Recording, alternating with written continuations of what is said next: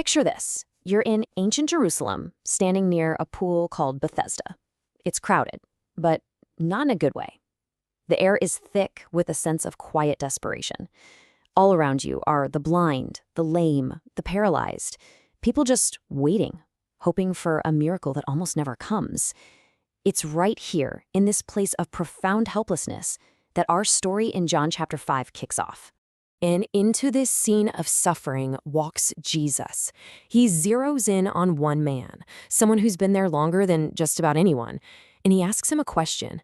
It sounds so simple, almost obvious, but it cuts right to the heart of everything. Do you want to be healed? All right, so let's really dive into this encounter, because this isn't just about a guy with a physical problem. This is about what it feels like to wait a lifetime, to have your hopes dashed over and over, and what happens when divine power suddenly shows up in a situation that feels completely permanent. 38 years. I mean, just let that number sink in for a second. That's not just a statistic. That's a whole lifetime of suffering. For almost 4 decades, this man has been stuck.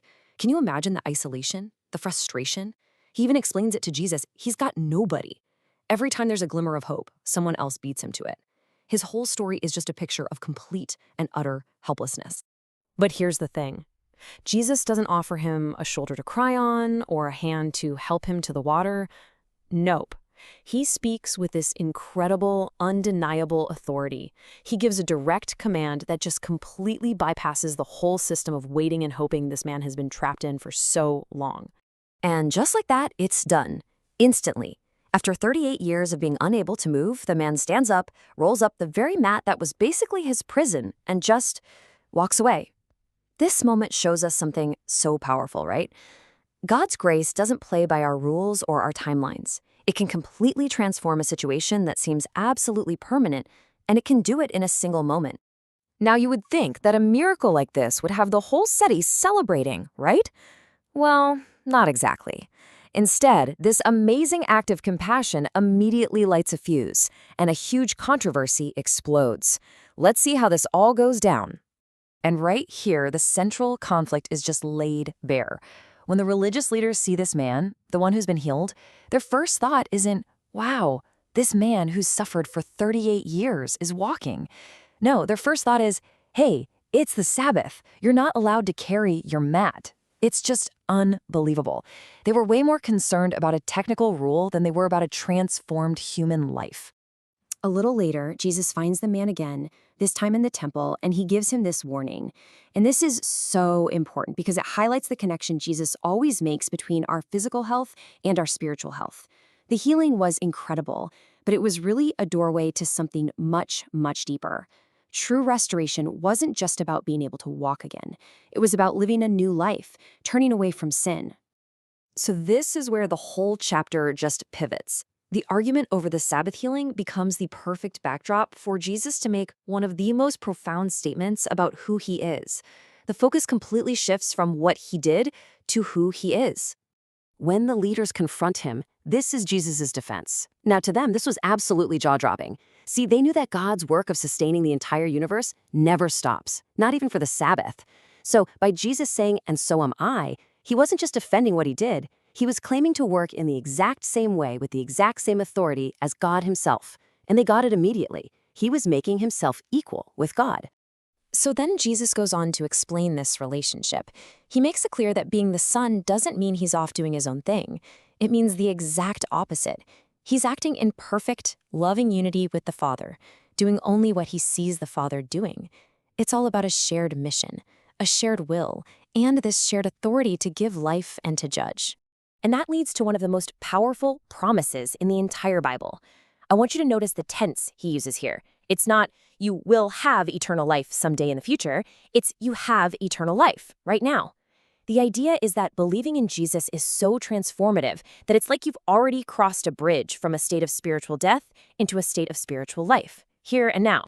Now, Jesus knows these are some pretty extraordinary claims he's making. So almost like he's making a case in a courtroom, he starts presenting evidence. He calls on 4 separate, distinct witnesses to back up his identity and his authority. And he just lays out the case step by step. First, he points to John the Baptist, a prophet everyone respected, who pointed directly to him. Second, he points to his own works, the miracles, like healing the man at the pool. He says these aren't just random displays of power. They are signs that reveal what the Father is doing. Third, he says the Father himself is testifying about him. And finally, he calls the scriptures themselves to the witness stand. And all of this brings us to the real heart of the matter. After laying out all this evidence, Jesus confronts the religious leaders head on. He exposes the real reason they refused to believe, and it had nothing to do with a lack of evidence. It was an issue of the heart. I mean, this is just such a stunning and painful irony, isn't it? The very people who dedicated their entire lives to studying the Bible, who believed it held the secret to eternal life, were literally standing in front of the person the whole book was about, and they refused to come to him for that life. Their deep knowledge had actually become a barrier. So why? Why couldn't they see it? Well, Jesus diagnoses the problem perfectly. They were far more concerned with their reputations, with getting pats on the back and honor from each other, than they were with receiving the true honor that comes only from God. And this desire for human approval, it just completely blinded them to the divine truth that was standing right in front of them. And then he just lands his final argument with this knockout punch.